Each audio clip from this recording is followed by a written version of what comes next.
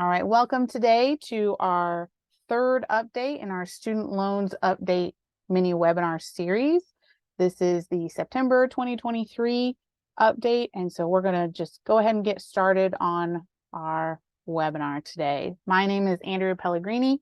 I run the University of Illinois Systems Student Money Management Center for Urbana, Chicago, and Springfield. And I am joined today by Nikki Giancola-Shanks. Nikki, do you want to introduce yourself? Sure. Like Andrea said, I work at the Illinois Department of Financial Professional Regulation in the Division of Banking, and I'm the policy director there. Thanks for joining. Thank you, Nikki. And we're going to do a short poll. I'm going to launch that real quick, get an idea of who's joining us. This also helps our colleagues like Kathy from University of Illinois Extension maintain their funding. So we provide that information to them since they get funding based on demographic information they provide to the USDA. So if you can let us know your age or age range, whether or not you're a student or employee, etc., your gender, racial, and ethnic demographics, that's really helpful for our collaborators to maintain funding. So we have about 50% of people have participated so far. If we can wrap that up, we'll go ahead and get started with more actual content of today. So I'll leave that open a couple more seconds, maybe 5 more seconds. And I'm going to end the poll. All right. So we have kind of a broad age range, and we have both full-time employees and retired folks. We have a good distribution, even for our small group today, of gender and ethnicity. All right. So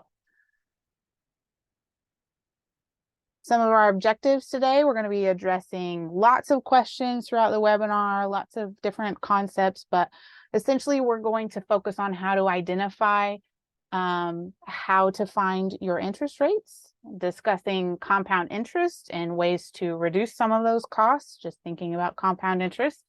And then we're going to explain some differences between consolidation and refinancing, since some people may be considering those options as repayment begins in October. Just as a disclaimer, any information about federal student loans is rapidly changing. So what's discussed today in this webinar is current as of 12 p.m. Central Time, September 15th, 2023. We're going to share some general information, but we cannot provide financial advice on specific situations. You'll want to contact a financial professional, but hopefully we are enabling you with some of the language that you need to advocate for yourself when it comes to student loan servicers and to ask critical questions when it comes to financial planning with any financial professionals. So first, we're going to focus on understanding interest rates. So in order to find your interest rates, you need to go to the FSA dashboard. Suhas is going to share in the chat where you can log into the dashboard. So thank you, Suhas. Under the My Aid section, you go to the dashboard and then you go to loans, and then there's a loans breakdown. You can scroll down to see what the amounts are for each one of your student loans. So most people have multiple loans because you get a new loan every time it's dispersed, every year, every semester that it's dispersed. So you can, and the interest rates will change based on disbursement date. So it's tied to the 10-year treasury note, and that fluctuates. So that's why you might have multiple loans with different interest rates. You can also check out information on your servicer, the due date, the total amount due, who your servicers are, how to contact them. If you haven't already done that, make sure that you are logging into the FSA dashboard to see all that very valuable information. So this is a graph of an amortization schedule for a student loan. This loan balance is $35,000, and we just made the annual interest rate 5.5%. Undergraduate interest varies. I think right now it's like 4.99% for any loans dispersed during the 2022-2023 academic year. So This is also over a loan period of 10 years, and the payments will start in October. The monthly payment for a loan balance of this amount is $379 roughly. The total amount of interest that you would pay over a 10-year period is $10,000, over $10,000. And the total cost of the loan is over $45,000. So this kind of shows you how much interest you're paying and principal balance, the amount, like portion of interest balance that you're paying each year annually for 10 years. And it will show you the loan balance and how it goes down over time. But this is just a amortization schedule. If you have a mortgage, you can also see it's usually presented as a table, not a graph, but this shows you that you pay interest as it accrues over time. So there's different ways that amortization can occur and different ways that compound interest is applied to the balance. But in general, this gives you an idea that you're paying both towards the principal and towards interest over time. So if you are planning to take advantage of the new SAVE plan, there's a special part about how it handles interest. So if you make your monthly payment on time, your loan balance will not grow due to unpaid interest if you're enrolled in the SAVE plan, which is an income-driven repayment plan. For example, if there's $50 in interest that accumulates on your loan each month, and you have just a $30 payment because that's what the income-driven repayment says you can afford, the remaining $20 that wasn't paid would not be charged to the balance. It won't be added to the balance of the loan. So that's just something to keep in mind when it comes to interest and the SAVE plan explicitly, since that is a special component of the SAVE plan. Not everyone is going to get that value out of using the SAVE plan, but it is something to note, especially if you have low income. All right, some more notes on the SAVE plan. New information is still being produced on the SAVE plan. They're rolling out features of the SAVE plan kind of incrementally until next summer. The payments are based on 10% of your discretionary income, which is calculated by federal student aid or their servicers. So if you qualify and have higher income, like I said before, the payments may be very high. So you could end up paying the loan off early in that case, but it could impact other goals negatively. So for example, if you're married filing jointly and you have a lot of income together and only one person has loans and it's kind of on the lower end of the spectrum, your loans you may be paying $1,000 a month based on the discretionary income calculation. And so that might, if you have a $30,000 loan, you might be able to pay that off in 3 years, right? Or less. So in thinking about that, you might want to analyze your options. Even though you might be eligible for an income-driven repayment plan like SAVE, it might negatively impact your goals of saving for retirement or looking at buying a house, right? So thinking more collectively about your goals when you're deciding your repayment strategy is probably best. So in the SAVE plan, you are still going to be paying interest as it accrues, but if those payments are made on time, the compounding factor is kind of removed, especially if you are having low payments based on your income. So just a few notes. Obviously, we're trying to keep these kind of short so you can focus on the action items. But with keeping that in mind, I'm going to hand it over to Nikki to talk about the differences between consolidation and refinancing. Thanks, Andrea. So as Andrea said, we're going to talk, Andrea kind of laid the great groundwork for telling us about compound interest, because that does play a factor when we're talking about consolidation versus refinancing. So the first thing we're going to talk about is consolidating. This is often called the direct consolidation loan. There are pros and cons for consolidating your loan. So we cannot stress enough that you really need to look at your own individual circumstances to decide what is best for you. But I'm going to go through some general pros and some general cons when you decide to consolidate. So first, what does consolidating mean? Many people have a lot of different student loans. If they log into their FSA account, it may say direct loan 15, 20 times, okay? A consolidation loan means that all of those federal student loans get consolidated into one loan. So you would have one monthly payment as opposed to multiple, all right? You would also be able to look and see, like when you consolidate, your loans may have different interest rates, which Andrea was just talking about, right? Depending on when they were dispersed, etc. So when you consolidate, the interest rate is fixed, which means it's not going to ever change, okay? And what it does is it takes a weighted average of all the interest rates you consolidate together. And it'll never exceed 8.25%. But that is how your interest rate is then calculated.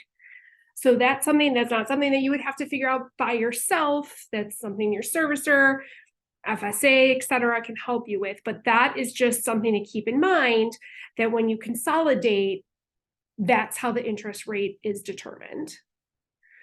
Another pro is that your monthly payments might be lowered. It is not something that is guaranteed, but it is definitely a possibility. So it's something that you want. If you go on to the FSA website in the loan simulator, you could kind of experiment and see. There are no application fees when you want to consolidate. So you do have to apply for consolidation. Now, a lot of this can just be done straight online, but there is no fee. So that is also something that we want to highlight, just because with everything changing so much with student loans, there have been a lot of scams. So if anybody says to you, or you get an email or anything that's like, we can consolidate your loans for a fee, that's automatically a scam. There's no application fees to do this. The other thing is, if you are pursuing public service loan forgiveness, otherwise known as PSLF, this by consolidating all your loans, it may enhance some of the options that you have for that program. Again, that's why we want to say, make sure you're looking into your own individual circumstances. Andrew and I will be doing a specific PSLF webinar in the future, so keep your eye out for that. All right, so some cons that you wanted to keep in mind. So you might lose access to federal repayment plan options or loan forgiveness. So just like we were talking about, it could enhance PSL options. If you have been in a public service career right now for 7 years and you're trying to hit 10, you have 3 years left of payments. If you were to consolidate all your payments right now, you start the clock back over at year 1, because a direct consolidation loan is like a new loan. So that's, again, you have to look at your individual situation. So make sure you're carefully checking that before you decide to consolidate. Your repayment period also can be extended when you consolidate your loans. Another thing is, if there's anybody out there who's listening that has federal Perkins loans, they are not automatically included. They may not be eligible to be a part of a direct consolidation loan. You do have to do an extra step in order to pull them in, but there are benefits of federal Perkins loans that you may want to look at first before deciding to give away or give up those benefits. Typically, you can only consolidate one time. You should only have to consolidate one time unless you add new loans. So that could be something like you went to undergrad, now you're going to grad school, et cetera. You have different loans. But just keep that in mind. This is not something that you could keep consolidating to try to lower monthly payments. The other thing you need to be cognizant of is that once you consolidate, you may immediately go into repayment. So if you are still months out from a grace period, a graduation, whatever it might be, you may want to hold off depending on your individual situation. So again, consolidating can help, but also, just be cautious. All right, so refinancing. So consolidating is only for federal loans. I cannot stress that enough. Only federal loans. Refinancing can be either, but it's tricky. Okay. So when you refinance, you're basically, yes, combining loans. Okay. But you're coming up with a new private loan. Because it is then a private loan, and oftentimes, why do people refinance? Because it could lower their monthly payment or total interest, okay? If you refinance into a new private loan, you will no longer be eligible for any federal repayment options or loan forgiveness. So if you want the public service loan forgiveness program, you'll no longer be able to qualify. If you want to take advantage of the SAVE repayment, income-driven repayment plan, you will no longer have access to that. So this can be a good option for certain groups of people. If you have good credit and higher income and maybe you want to do this, great. If you already have private student loans, okay, so federal student loans can become private loans by this refinancing. If you combine federal and private loans together, your federal loans become a private loan. Private loans can never become federal loans. So if a lot of people have both federal and private student loans. So if you already have private student loans, you may want to refinance just your private student loans to see if that would maybe lower your monthly payment. If you have very high interest on those private student loans, refinancing could be an option for you.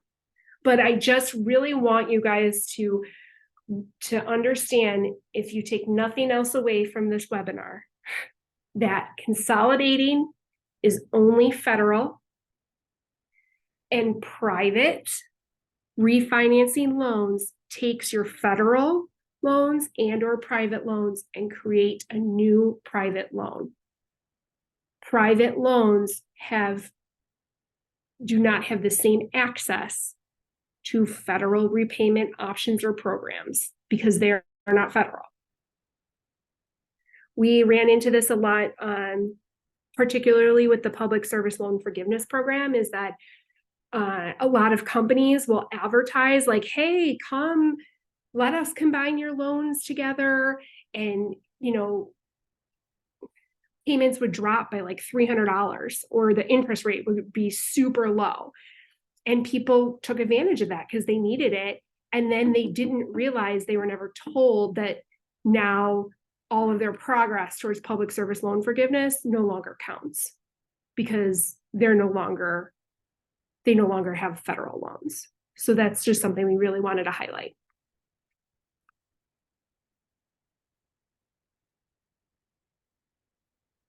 And this graph, it kind of puts the two side by side.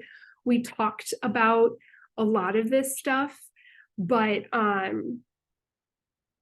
one thing that we really wanted to highlight on here is that for a direct consolidation loan, a credit check is not required. If you do a private refinance of loans, a credit check is required. And because of that credit check, that could also affect your interest rate for the private loans. So with the direct loan, the rate is fixed. It's a weighted average. With the finance loans, the rate may be variable, it may be fixed, and it's going to probably it'll be based on your credit score. So you will definitely want to keep that in mind as well. We already talked a little bit about that direct federal loans have access to income-driven repayment plans, the PSLF. Both have the potential to lower monthly payments and help you save money. But again, that's something you'll have to kind of play around with and explore given your individual situations.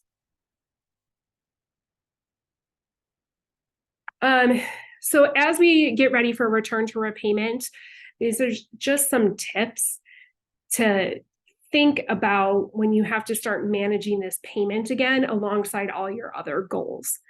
Also, these goals may help you determine if consolidation or refinancing is right for you. So first, look at your individual situation. That includes everything from financial, family, career, relocation, if you're going back to school anytime soon, etc. Think about what type of commitments you already have that you have to pay monthly. So that's mortgage, rent, car loans, etc. And then also think about what individual resources you have access to. So what is your income like? Do you have any assets? Do you have any support from anywhere else, like a spouse or a family, etc.? The other thing you want to do is to ask questions of yourself. Okay, so like, what are your longer term career goals? Are you planning on going back to school at some point? Do you have, if you are getting married or if you already are married, does your marital status, depending on how you file your taxes, does that impact your income-driven repayment options and therefore how much your costs are? Do you have high credit?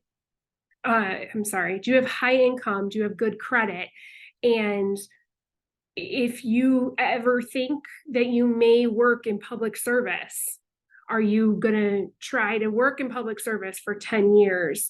Is public service loan forgiveness an option to you? And then you could also kind of look at all of these things and decide, is it better for you? Is it better for your budget in your life if you have lower monthly payments? Or is it better if you want to pay the least amount over time, which would mean higher monthly payments? So it's just kind of some questions and things to think about as you get ready to return to repayment and weigh consolidation or refinancing, maybe one of those options that you're getting ready to consider. So Andrew and I always like to leave you with some action items. We know that student loans and return to repayment, very overwhelming. So every webinar, we leave you with small action items that will help you get ready. So the first is to make sure that you are setting up your payment and your contact information with your loan servicers directly. Double check, make sure everything is correct in your accounts, particularly because there were so many loans that were transferred to new servicers. Just make sure all your personal information is correct where it should be. 2, go online, explore if a direct consolidation loan or refinancing makes sense for your goals. You could do that by going for a direct consolidation loan. There's some links already in the chat that was just dropped a little bit ago about direct consolidation loans. You could kind of play around with it. Refinancing, you're going to want to go to your private loan servicer and see what type of options there are there. And then the last is to develop a plan to manage your repayment alongside your other short, mid, and long-term goals. And then this is just a way to stay in contact with us. Everybody who signed up for this webinar will be emailed a recorded presentation as well, so you could refer to this whenever you would need to. Andrea, do you know when that will be mailed out? We'll have to process the webinar recording after this, and then we'll have to caption the file. So it'll take a little bit of time to caption the file and process the recording, but it will go up on YouTube. I'm hoping that it will be done by next week, but we'll kind of see how things go. Technical issues have been frequent this week.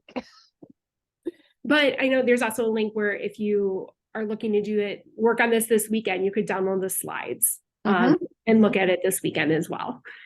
Suhas, if you can share the link to the slides again in the chat, that would be really helpful. And then if you have any questions, now is your opportunity to please use the chat or the Q&A feature, either one, to ask us any questions you may have.